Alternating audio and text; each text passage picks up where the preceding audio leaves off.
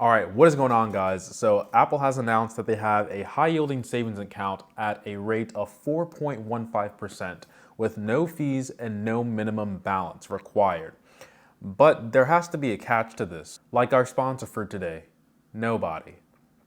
So in this video, I'm going to sign up for the Apple Savings account and also give you guys a little bit more information about what you can expect if you are interested in signing up for this Apple Savings account. So first things first, you need to be a card holder of the Apple Card, which I am. You have to be at least 18 years or older, which I am. And you also have to have a social security number or a individual taxpayer identification number, which I have one. I have to be a US resident with a valid physical US address, so this is limited to the US. And then you also have to have two-factor authentication set up with your Apple ID and be updated to the latest iOS version. So, how to set up savings. So it says go on your iPhone, which I have in front of me right here, open up the Wallet app. I have my Apple Card here, press the three dots, tap daily cash. So under savings, I can click setup and you can see it's prompting me that I can earn 4.15 APY on my daily cash, which I will get into later in the video. I'm gonna go ahead and hit continue. Hopefully no personal information gets shown here. It says enter my social security number. So I'm gonna go ahead and enter that. Now it's telling me to sign my life away. I'm gonna go ahead and hit agree. And it says to open your account, the IRS requires you to confirm the following.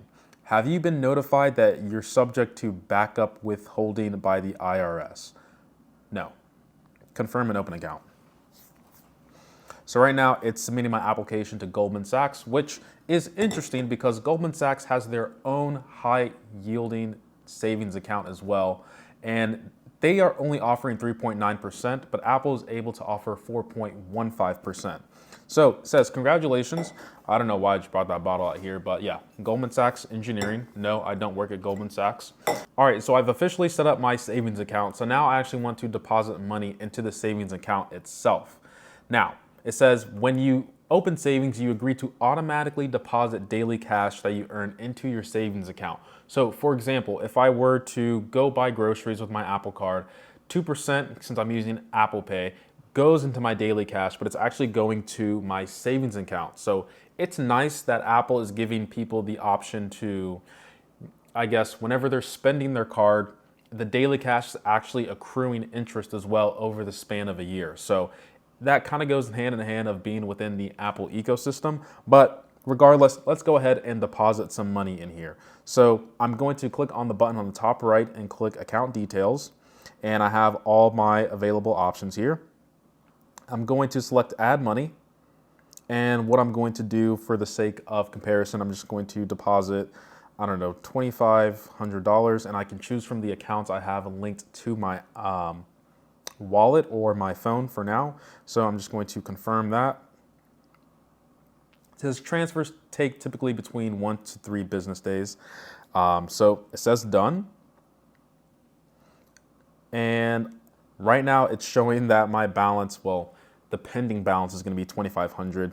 As you can see here at the very bottom, it has the latest transactions. I can go ahead and click on that, get the timestamp of when that happened, things of that nature. So a couple questions are probably going through your head. How do I sign up for this service? I'd say go back to the beginning of the video and watch it again.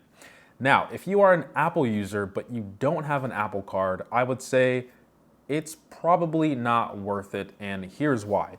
I don't really think it's worth it for people to open up a credit card, which is, for one, probably going to take a hit on your score, as well as it might potentially do damage to your spending habits if you aren't really prepared or understand the nuances of owning a credit card. But on top of that, it's not worth it to open up the credit card for the sake of having access to Apple's savings account, because there are competitors who offer the same and better service with a higher return rate. SoFi, although I've heard people say Sophie before. And I also have to put a disclaimer out here. I'm not sponsored by anyone. These are just services that are out open for the public. But they offer 4.20% APY return, no account fees. You also have the ability to get paid up to 2 days early, although I've never had that feature work with any bank that I've worked with. And you have the ability to get up to $250 when you sign up and do direct deposit.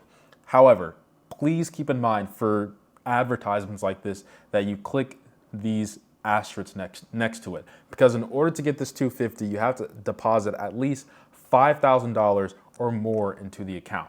So SoFi is an option. Now, Betterment is another option, offering at 4.35%, which is great. And as you can see here, they're advertising that it's 11 times higher than the national average. You always have to keep in mind, savings account between, like regular banks are a little bit different from the high yielding savings account, which is what Betterment, Apple, SoFi are offering. Also in the mail, I also get this as well, which is American Express sending me their bank stuff, and they're by themselves is 3.75%. So Betterment is another option. Personally, I use Wealthfront. I've been using Wealthfront for 5 years at this point. I've had an amazing time with them. No real complaints. They are offering 4.30%.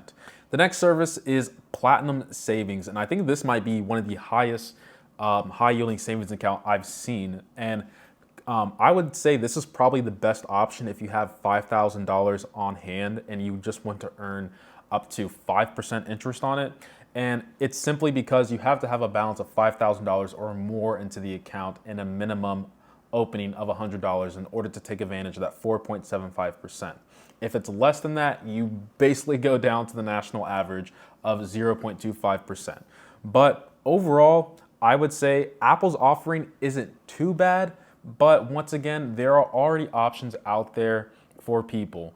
Although if you don't have a savings account and you want to stay within the Apple ecosystem, maybe the Apple savings account makes sense, because you're probably not going to be leaving Apple since you've already dedicated an Apple card, as well as you probably have a slew of their devices and you're already deep in the ecosystem.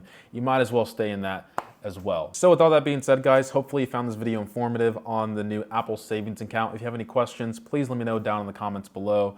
This is one of the rare finance videos on the channel. If you want to learn more about finance, please get subscribed. I will have an update video in the next 30 days, as well as I can try and help you guys out as much of the comments for guidance on what you should do for your own circumstances. Although not a licensed financial, whatever you say, but appreciate every single sub, like, and comment. Hopefully you found this informative. And as always, guys, much love.